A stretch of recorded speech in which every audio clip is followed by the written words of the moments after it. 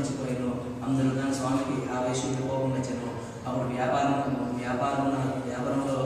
వ్యాపారంలో బహువిపుడైనటువంటి ఆ వైశ్యుడు అల్లుడితో కూడా వ్యాపార నిమిత్తం బయలుదేరి సముద్ర తీరంలో రక్తసాగరంలో పోయాను. బహువిపుడైనటువంటి అతను సైతం పోతాడు.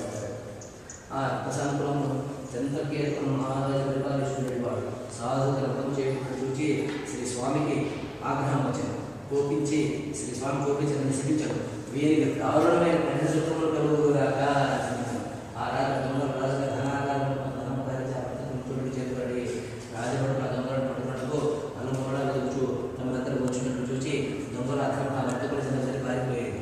రాజభటుల ధర్మ అక్కడ ఉండడం చూసి ఆ వైశ్యులే ఆ దొంగలను నిశ్చయించి వారిని కట్టి రాజభటులు కొనిపోయేది. భటులు రాజు ప్రభు ధర్ములో కూడా చోరులకు సహా పెట్టి తీసుకుని విచారించే కూడా విన్నవించింది. రాజు ఏమీ విచారింపలే